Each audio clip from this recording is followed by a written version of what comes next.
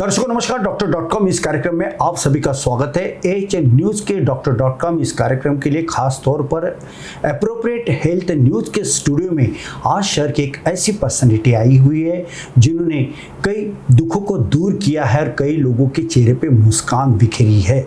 जी हम बात करने जा रहे हैं पिछले 40 वर्षों से जो कैंसर के इस क्षेत्र में लगातार बेहतरीन काम कर रहे हैं ऐसे डॉक्टर बी.के. शर्मा साहब।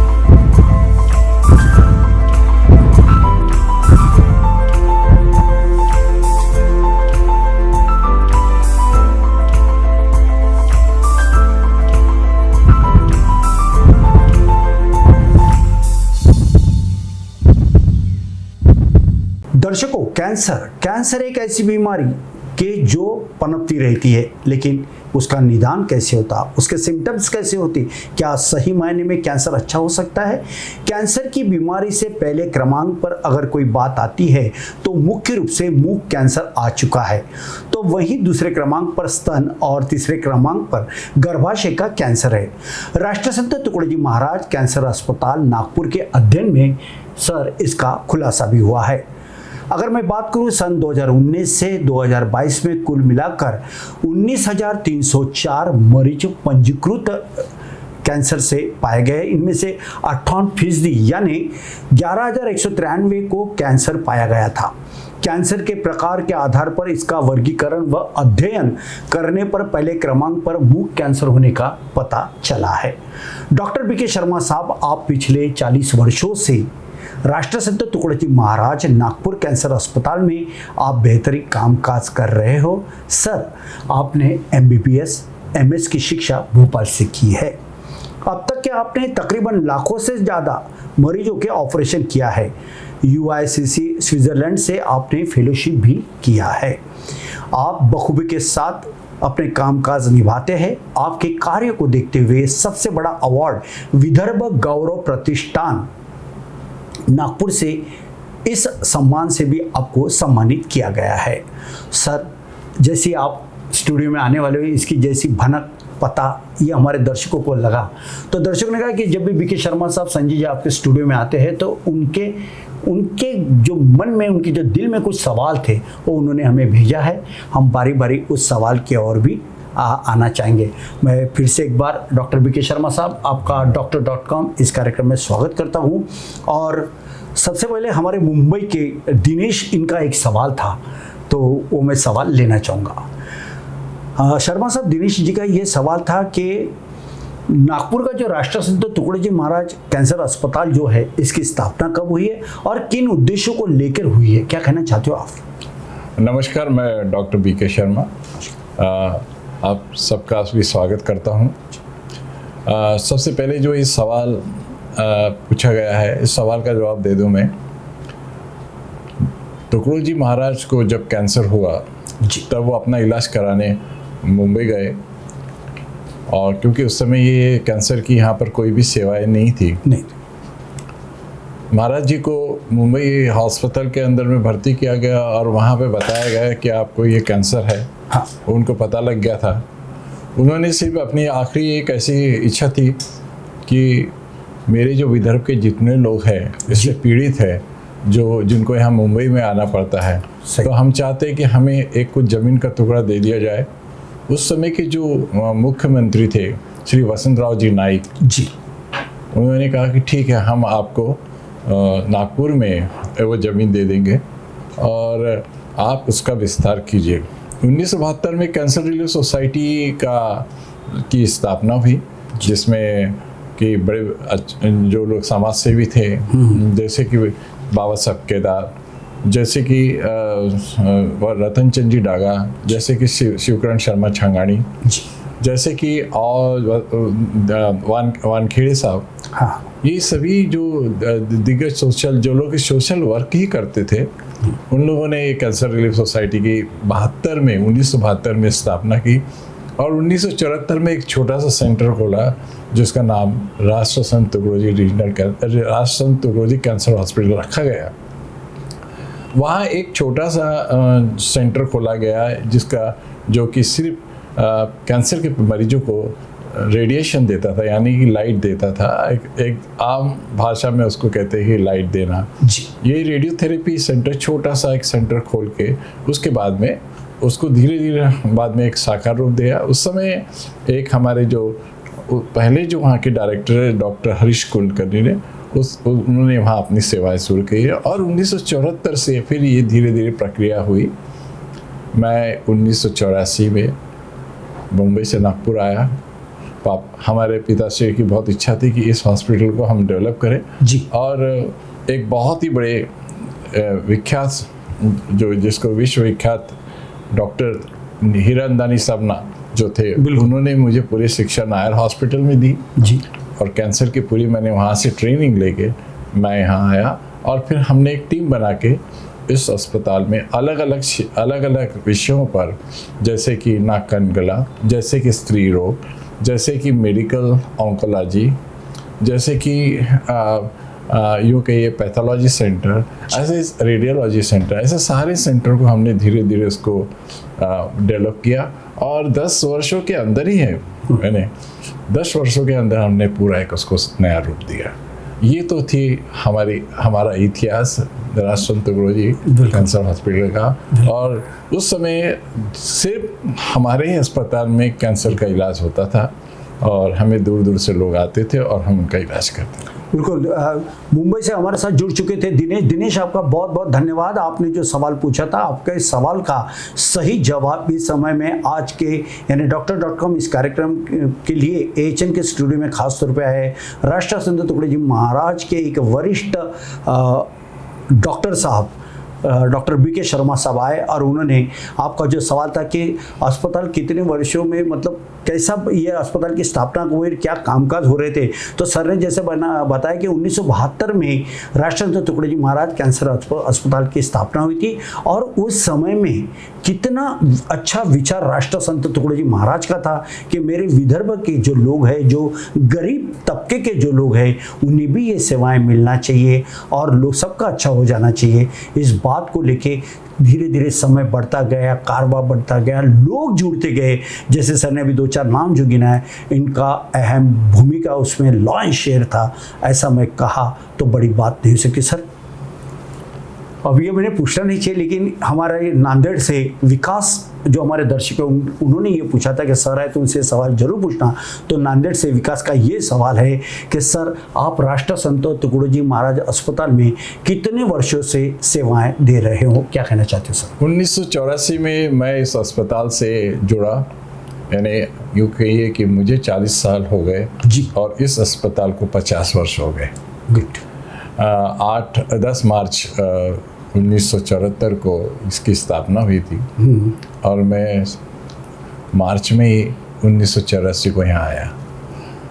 और उसके बाद में हम लोगों ने काफ़ी प्रचार किया इस माध्यम से कि हमने कई भी जहाँ हम कई गाँव में जाते थे, वहाँ कैंसर अवेयरनेस का कार्यक्रम करते थे, और वहाँ भी जो भी मरीज हमें मिलते थे हम उनका यहाँ उनको बुलाते थे और उनका इलाज करते थे। और आज वो हमारे अस्पताल में वो सुविधा सभी है, और सबसे बड़ी सुविधा तो हमारे पास में अभी ये है जिसको कि हम लोग महात्मा फुले योजना बोलते हैं। इसके पहले उसका नाम राजीव गांधी योजना था। बिल्कुल। आज सरकार ने 1 लाख से लेकर 5 लाख का उनको पैकेज देना शुरू कर दिया है। ये भी बहुत अच्छी उपलब्धि है, जिससे हमारे गरीबों को, और यूँ कहिए कि ये अस्पताल एक प्रकार का गरीबों का ही अस्पताल है, क्योंकि 70% लोग गरीब लोग जो यहाँ आते हैं और इस सेवा का लाभ लेते हैं। बिल्कुल। नागपुर से हरीश हमारे साथ जुड़ चुके थे, उनका भी एक सवाल था। उनका सवाल ये था कि कैंसर के बहुत ज़्यादा पेशेंट हैं, और जब भी देखते हैं कि राष्ट्रसंत तुकडोजी महाराज कैंसर अस्पताल में जो मरीज होते हैं उनका तांता लगा रहता है, दिन ब दिन संख्या बढ़ रही है। तो ये जो जांच की जो प्रक्रिया होती है शर्मा साहब, मुझे आप ये बताइए कि अस्पताल में मरीजों का जो कैंसर जो होता है उनकी जाँच किस तरह से की जाती है? देखिए, सबसे बड़ी बात तो ये है कि हमारा भारतवर्ष और यूके से हमारे इंडिया में पॉपुलेशन अगर देखा जाए तो, आबादी देखी जाए तो, आप इधर देख सकते हैं, बात कर सकते हैं। हाँ, आबादी देखी जाए तो यूके की 60 से 70% आबादी गाँव में रहती है। बिल्कुल। गांव में ऐसे ऐसे लोग भी वहाँ बैठे हैं जो कि जिन्हें कहते हैं ना कि बिन डॉक्टर का इलाज। सही। और इस तरह से जब वो ऐसी बीमारी लेके, छोटी सी बीमारी को देखते हैं तो कहते हैं कि आप दवाई लो, ठीक हो जाएगा। जब वो बीमारी बढ़ती जाती है, जैसे कि कैंसर की बात कर रहा हूँ, जैसे कि एक मुंह के अंदर एक छाला और फिर धीरे धीरे वो बड़ा होते जाता है कि उन लोगों को समझता नहीं कि ये क्या है। और आखिर में नौबत ये होती है कि वो हम मरीजों को रिफ़र कर देते हैं हम लोगों के पास में कि आप वहाँ जाइए और वहाँ जाके अपना इलाज करिए। अब इसमें दो तरह की चीज़ें हैं।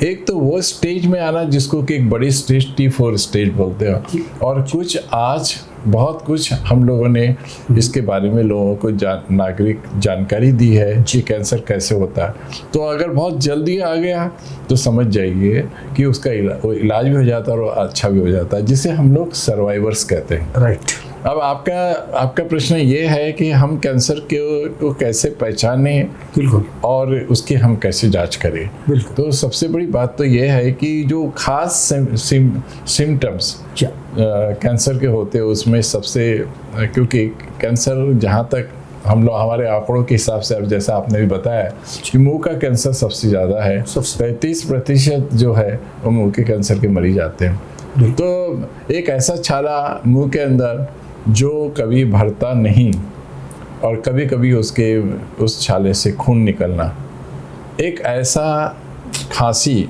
या कफ जो कभी ठीक होती नहीं है, उसके बाद उसमें से ब्लड निकलना, एक ऐसा अपचन क्रिया जिसमें कभी कभी उल्टी के हिसाब से उसमें ब्लड आना, और एक ऐसा मल विसर्जन जिसमें भी कभी कभी उसमें से ब्लड आना। तो ये जो सारी प्रक्रियाएं हैं, इसका ये एक प्रकार के सिम्टम्स होते हैं जो हम लोगों को देखते हैं। जैसे स्त्रियों में स्तन में बहुत बड़ी गांठ होना, उसमें गोला आना, जैसे कि स्त्रियों में बहुत ज़्यादा मानसिक पानी निकलना, उसके में खून आना। तो ये बहुत ही कॉमन एक प्रकार का सिम्टम्स है जिसका इलाज हम हमारे अस्पताल में पूर्ण रूपेण से करते हैं। बिल्कुल, डॉक्टर बीके शर्मा साहब ने काफ़ी अच्छी जानकारी दी है, और दर्शकों को जानकारी देते हुए उन्होंने ये बताया कि कैंसर के मरीज जो आते हैं उनके सिम्टम्स जो होते हैं, लक्षण जिसे कहा जाता है, वो किस तरह से लक्षण पाए जाते हैं।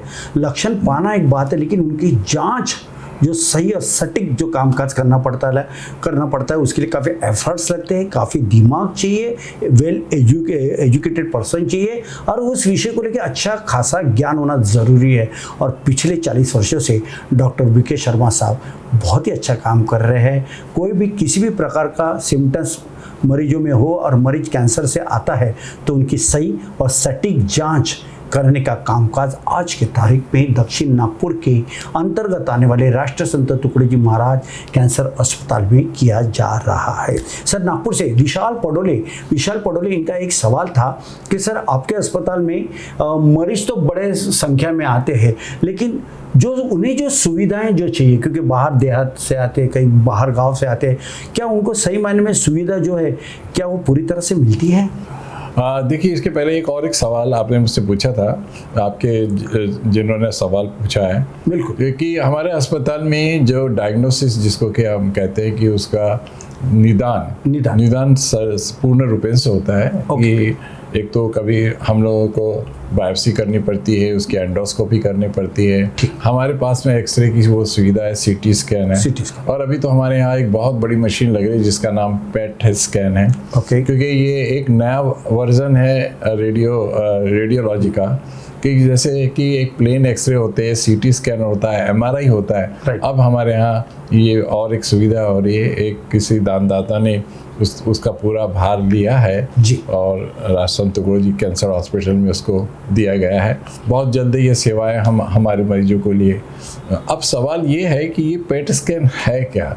पेट स्कैन का मतलब ही ये होता है कि शरीर में पूरे शरीर का एक्सरे किया जाता है, और कैंसर के वो कीटाणु जो जहाँ पूरे शरीर में फैलते हैं उन सब का पता लग जाता है कि इस पेट स्कैन में। तो ये एक बहुत बड़ी उपलब्धि अभी होने वाली है। जहाँ तक कि सीटी स्कैन है, एक पार्ट का जहाँ स्वेलिंग है उसके बारे में बताता है, MRI जो मशीन होती है वो कितना वो अंदर गया है वो बताता है, वही पार्ट का। लेकिन पेट बहुत ही एक विशेष एक नया जिसको कि रेडियोलॉजी में आया है, जिसमें शरीर के सारे भागों में हमको पता लग जाता है कि वो कैंसर के कीटाणु वहाँ फैले हैं या नहीं। अब दूसरा आपका सवाल ये है कि सुविधा की बात करते हैं। सही। सुविधा जो बहुत ही गरीब कहे जाए, जो लोग जिनको हम योजना में उनका पैकेज करते हैं, जो बाहर गांव से आते हैं, तो हमारे पास में धर्मशाला है जिसमें रखा जाता है। कभी कभी वो धर्मशाला में बहुत ज़्यादा मरीज हो जाते हैं, तो कई ऐसे सामाजिक संस्था है, 2-3 संस्थाएं, तो उन्होंने बिल्कुल हमें खुला ऑफर दिया है कि आप हमारे यहाँ रखिए, तो हम उनकी भी सेवाएं लेते हैं। इस तरह से गरीब पेशेंट लोगों के लिए हम लोग पूरी मदद करते हैं। जहाँ तक सवाल है कि जो लोग प्राइवेट पेशेंट होते हैं उनके लिए भी हमारे पीछे वार्ड है, और उस वार्ड में हम मरीजों को रखते हैं और वहीं उसका इलाज करते हैं। जैसे कि रेडियोथेरेपी के लिए 1 महीने का ट्रीटमेंट होता है, और जो कीमोथेरेपी, ड्रग थेरेपी, उसका भी 1 महीने का ट्रीटमेंट होता है। उसमें 4 साइकिल होती है, हर हफ्ते अपने में 4 बार दी जाती है। तो ऐसे मरीज जो बाहर से है तो कहाँ जाएंगे, तो उनके लिए हम लोग व्यवस्था करते हैं। बिल्कुल, किस तरह की व्यवस्था होती है, किस तरह की सुविधाएं की जाती है, इसके बारे में डॉक्टर बीके शर्मा साहब ने काफ़ी अच्छी रोशनी डाली है। सर, एप्रोप्रिएट के हमारे एक मित्र है जिनका नाम श्रीकांत है। श्रीकांत जी का एक सवाल था, उन्होंने कहा था कि सर आए तो ये जरूर पूछना, और मैं वही सवाल पूछने जा रहा हूँ श्रीकांत जी का कि सर, क्या तंबाकू जन्य पदार्थ जैसे सुपारी होती है, मावा होता है, और क्या पान खाने से कैंसर होता है, और यदि होता है तो मरीजों को कौन कौन से तनाव से गुजरना पड़ता है, क्या कहना चाहोगे सर? देखिए, तंबाकू एक बहुत जहरीला तत्व है जिसमें 4000 तत्व रहते हैं जी। सबसे ज़्यादा वो तत्व जिसको कि हमारी भाषा में हम निकोटीन कहते हैं। राइट। निकोटीन एक ऐसा तत्व है कि जो वो जगह पर जहाँ भी हम लोग तंबाकू का सेवन करते हैं, जैसे जो लोग जैसे कि खर्रा खाते हैं, जो लोग खर्रा को लेके मुंह में रख लेते हैं, जो लोग सिगरेट पीते हैं, जो लोग खैनी करते हैं, जो लोग हुक्का पीते हैं, ये सब तंबाकू का में जो निकोटीन है वो जाके हमारे मुंह में जाके हमारे जितनी भी चमड़ी है, जैसे कि हमारे गाल है, जैसे कि हमारी जीभ है, जैसे कि हमारे दांत है, मसूड़े है, इन सब को वो खराब करता है। एक तो ये बात है।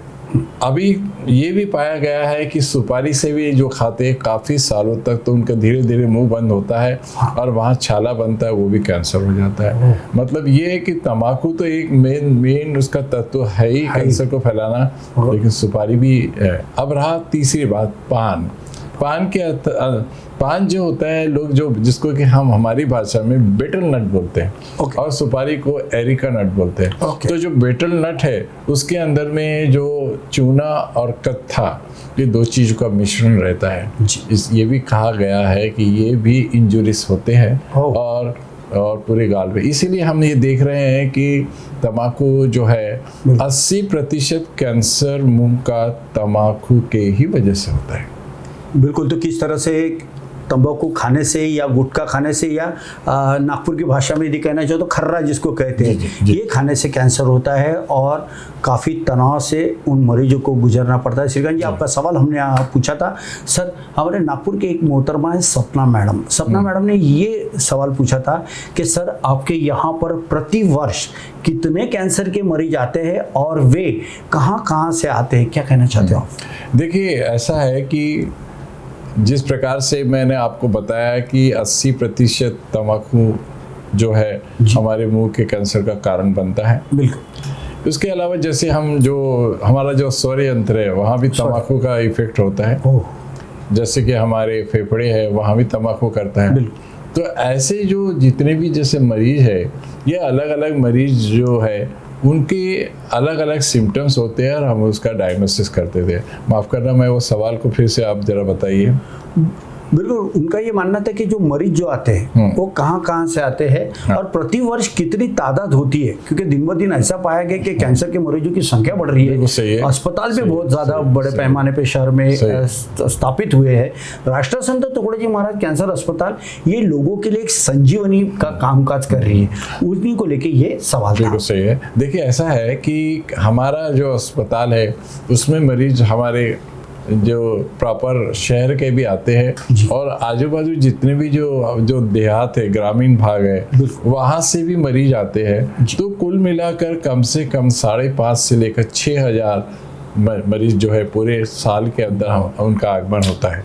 कुछ मरीज ऐसे होते हैं कि जिनका निदान पहले हो के बाद में हमारे पास आते हैं। अच्छा। और कुछ मरीज ऐसे हैं जिनका हम वहाँ पर निदान करते हैं। तो ये तो बात कहानी है कि अगर आप आंकड़े देखा जाए तो आज भारत के अंदर के आंकड़े में कुल मिला के 14 लाख मरीज, नए मरीज जो है कि आके प्रति वर्ष पूरे भारतवर्ष में पाए जाते हैं, जिसमें महाराष्ट्र का प्रतिशत सबसे ज़्यादा है। बिल्कुल, ये काफ़ी चिंता का भी विषय है। लेकिन एक बात तो अच्छी है कि हमारे यहाँ भगवान का रूप माने जाने वाले डॉक्टर शर्मा साहब जैसे और भी शहर भर में डॉक्टर है जो सही मायने में भगवान की इबादत करने जैसा कामकाज करते हैं। उन मरीजों के लिए दिन रात कामकाज करते हैं, वरना कैंसर जिन्हें होता है वो स्वयं मरीज तो तनाव में रहता है, साथ ही साथ उसका पूरा जो परिवार होता है वो शरीर से, पैसे से और मानसिकता जो होती है, इन तीनों बातों से पूरी तरह से टूट जाता है।